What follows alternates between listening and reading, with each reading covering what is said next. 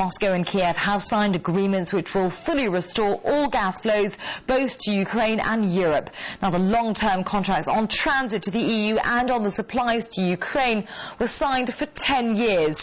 Well, let's cross live now to our correspondent Medina Korchnova, who's outside the White House for us here in Moscow, and Alexei Yaroshevsky, who's in Kiev. Medina, to you first. This agreement puts an end, hopefully, to the 3-week-long gas crisis. So what was actually said after the signing?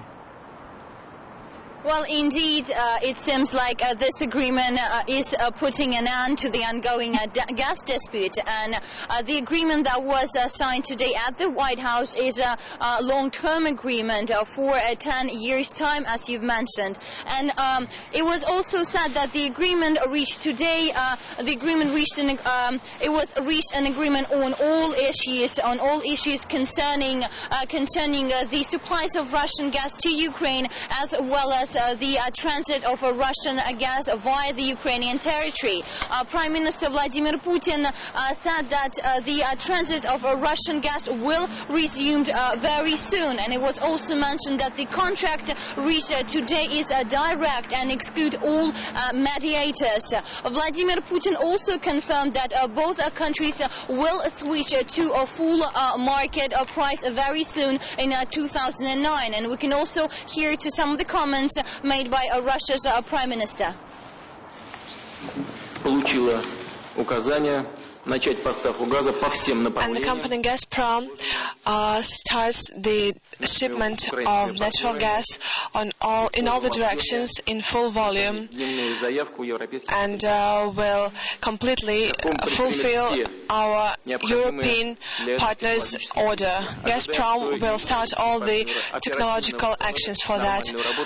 We expect that European counterpart will do everything possible from the technical point of view to do the same. Well, I regret all the European consumers, everyone who suffered so much from this gas crisis situation. It was also mentioned that Russia's energy company Gazprom was ordered to fully resume the transit of Russian gas in all routes. And Vladimir Putin also expressed hope that this document will put an end to the ongoing dispute. And just to remind you, the agreement was reached between Vladimir Putin and his counterpart Yulia Tymoshenko after almost 10 hours of negotiations. The agreement was reached early in the morning on a Sunday. Yulia Tymoshenko today ruled out any possibility that in the future the gas dispute of this kind could appear. And we can listen to some of the comments made by Yulia Tymoshenko. I think it's a historical moment. From now on, we'll have 10 years of calm, predictable behavior in gas supplies to Europe and Ukraine. I am thankful to Mr. Putin and his team for making special conditions for Ukraine possible. That is, 20% lower than market gas prices. It was also mentioned that the gas prices that were mentioned in the agreement today are optimal for both sides, Russia and Ukraine. At the end, Yulia Tymoshenko thanked Vladimir Putin for a 20% discount that was given to Ukraine from Russia. All right, thank you, Medina. If I can now cross to you, Alexei, the deal opens the way for Russian gas to flow back to Europe, but could there be any obstacles remaining before the gas actually gets turned back on again? Definitely something many hope wouldn't happen. We've been here before. There was Gazprom actually opened its valves last week and resumed its supplies to Europe, but the gas actually stopped in Ukraine and did not reach the European continent. Now it seems as an obvious breakthrough. Everyone is hoping here in Ukraine that gas supplies will resume, will reach Europe within the next 36 hours.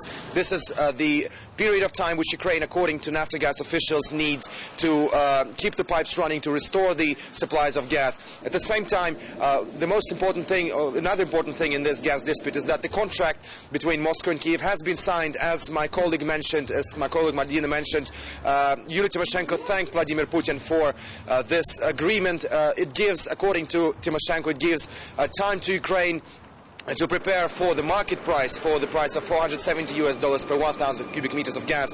As we know now, Ukraine will be paying less than $400, roughly about $376 per 1,000 cubic meters of gas during 2009. And according to Tymoshenko, this will give a certain time advantage for the country to prepare for market prices, to estimate the needed energy consumption in Ukraine, and to switch to a new scheme that Ukraine should be consuming less gas if it's becoming more expensive for the country.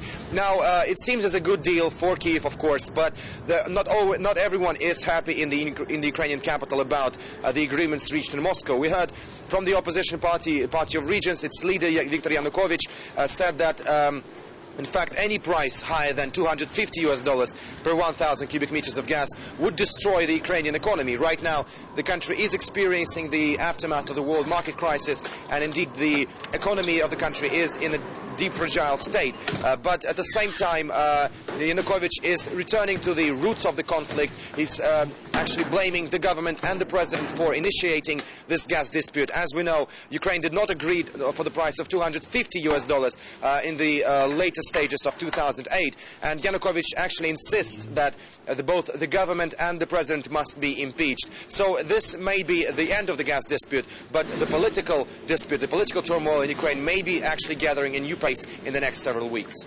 Alexei, thank you for that. Medina Korchnova outside Moscow's White House, and Alexei Yadashevsky there in Kiev. Thank you both for that.